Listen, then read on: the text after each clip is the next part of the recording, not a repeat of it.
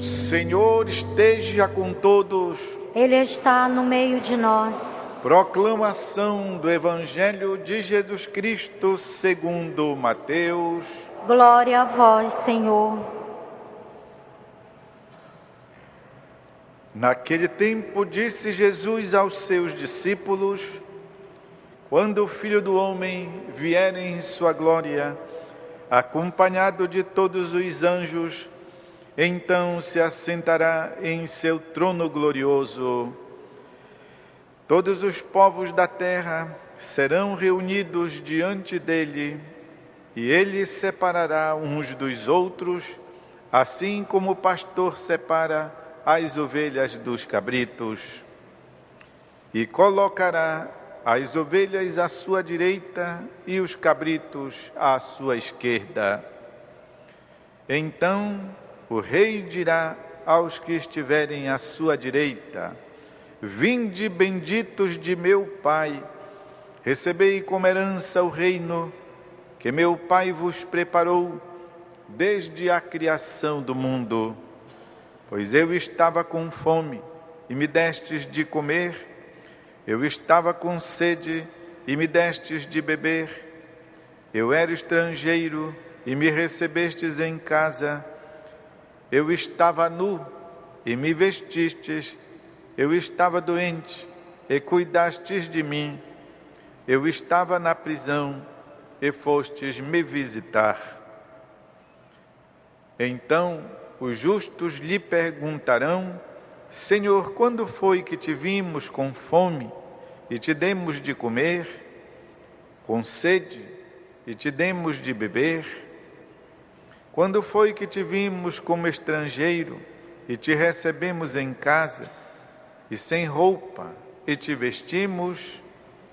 Quando foi que te vimos doente ou preso e fomos te visitar?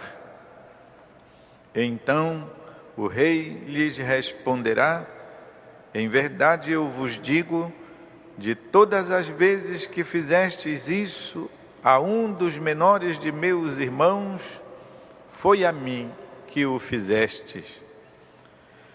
Depois o rei dirá aos que estiverem à sua esquerda: afastai-vos de mim, malditos, ide para o fogo eterno, preparado para o diabo e para os seus anjos. Pois eu estava com fome e não me destes de comer, eu estava com sede e não me destes de beber, eu era estrangeiro e não me recebestes em casa, eu estava nu e não me vestistes, eu estava doente e na prisão e não fostes me visitar.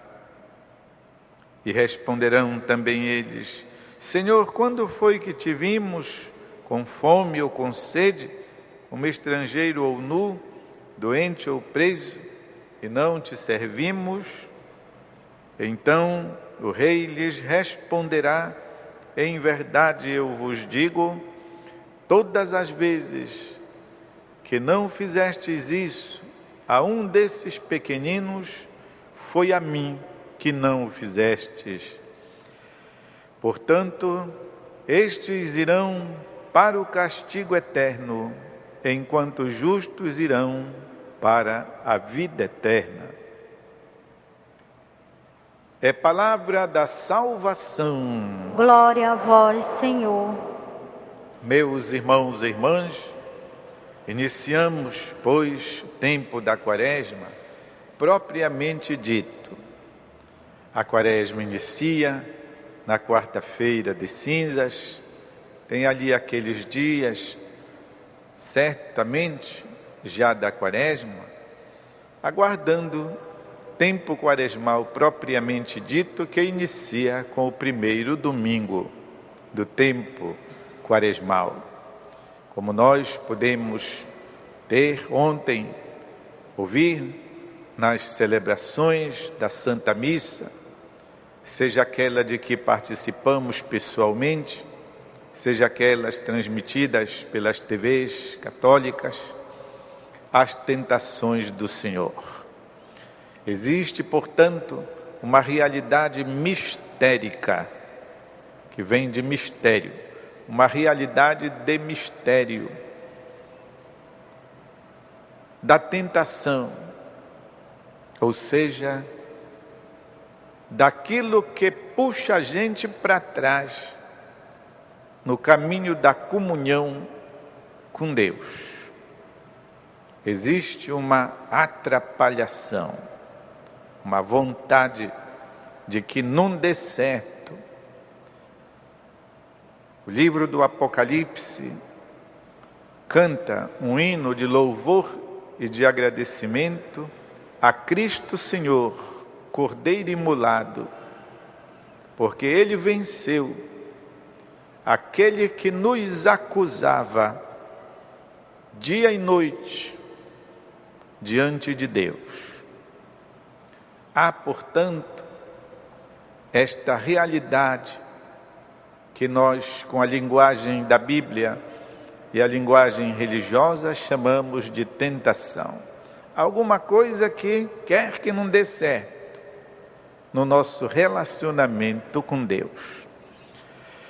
Por isso, o tempo da Quaresma se apresenta assim como um grande retiro espiritual, em que nós devemos buscar trabalhar a obra da nossa conversão, azeitar, lustrar, colocar alguma coisa que alimente, que fortaleça, que nutra, pois esta caminhada de conversão, que não dura só os 40 dias da Quaresma, mas se prolonga ao longo de toda a nossa vida, de toda a nossa existência.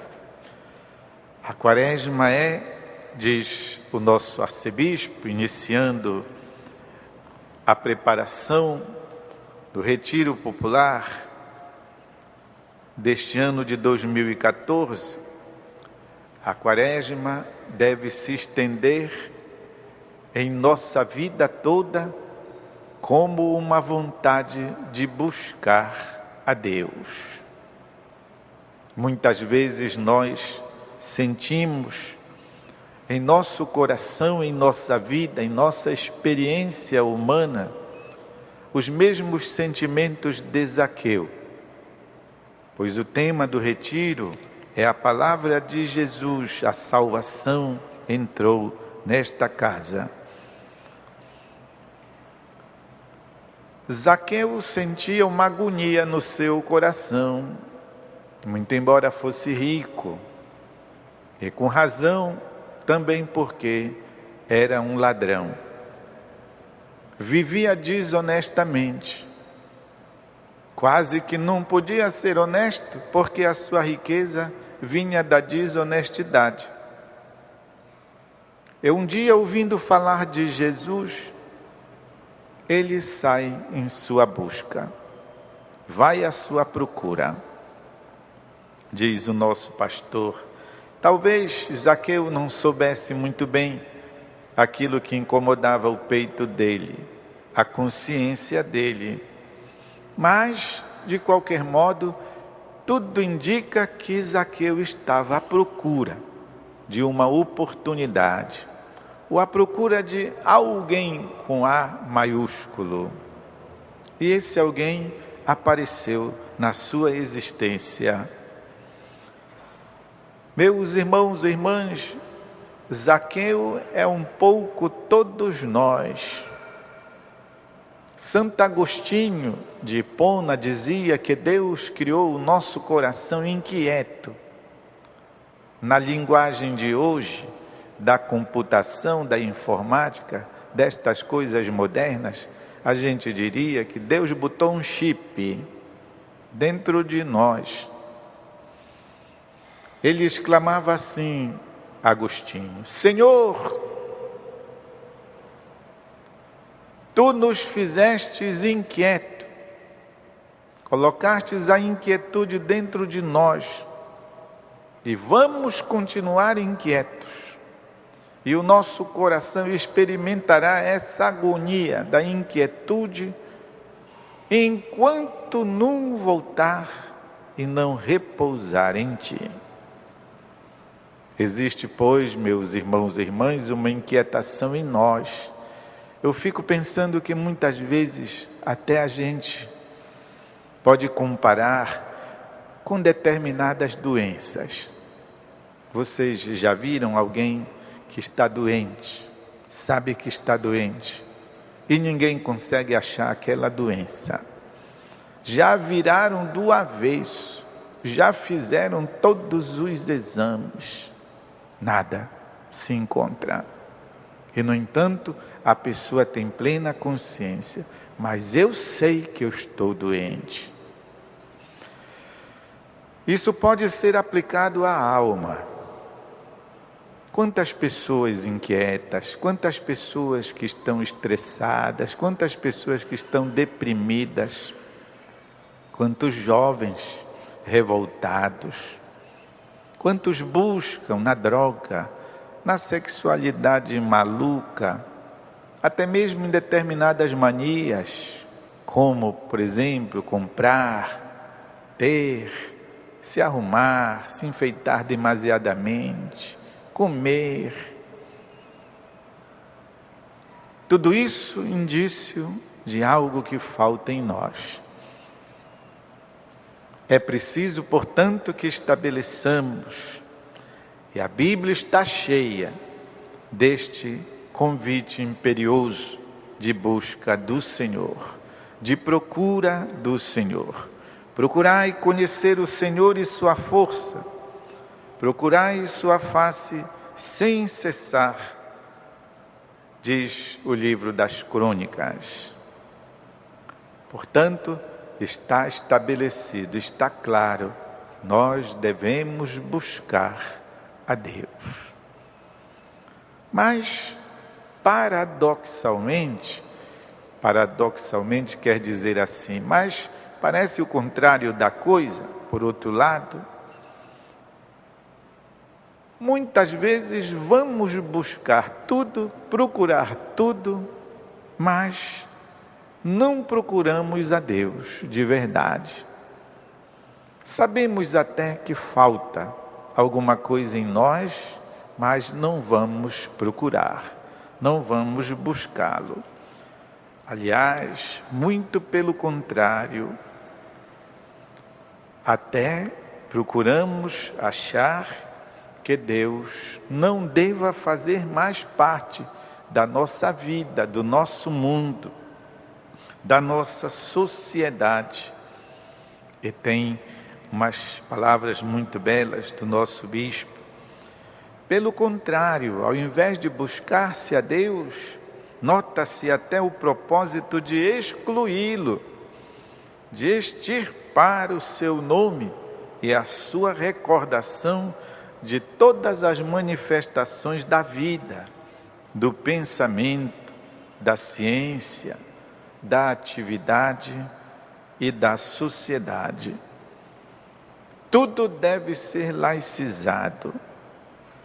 Já ouvimos muito esta palavra, o Estado é laico, a sociedade é laica. Por isso, não se deve mais privilegiar a religião. Por isso, não se deve mais colocar o crucifixo. Por isso, tantas outras coisas, para se dizer então que não existe mais a religião. Tá bom. Isso até poderia ser uma coisa justa, para de fato igualar as crenças, ou até mesmo para que as ciências e a própria sociedade possam caminhar a partir de valores iguais para todos. Mas, no fim das contas, acaba se perdendo tudo. Também o valor da fé. Também o valor que Deus tenha para a vida da gente. Também o valor que Deus possa significar para a nossa cultura, para a nossa vivência fraterna e até mesmo para a nossa própria vivência espiritual. Porque existe esse componente em nós que não pode ser negado, a nossa dimensão espiritual.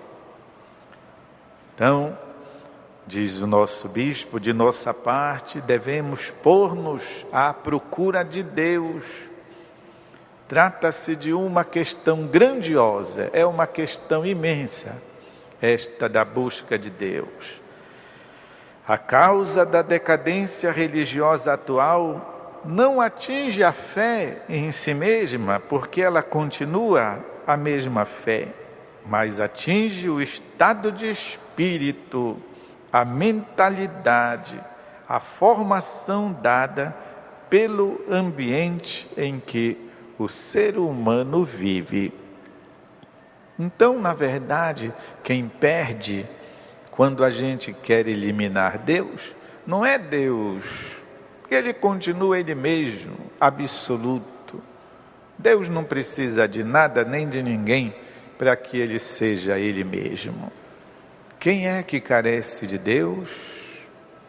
O ser humano, nós mesmos. Por isso, diz o nosso pastor, o homem é que mudou, não a relação religiosa, nem a religião no seu conteúdo. Os olhos humanos hoje não veem, embora a luz seja a mesma. Em outras palavras, meus irmãos e irmãs, Deus somente se abastece Ele próprio. Mas, na verdade, Ele quis contar conosco. Ou seja, Deus é o sol, do qual todo o resto vive em função dele, todo o resto ganha dele. Portanto, o calor, o brilho, a luz do mundo depende da luz do sol. Distanciando-se do sol, não é o sol que perde, ele continua o sol.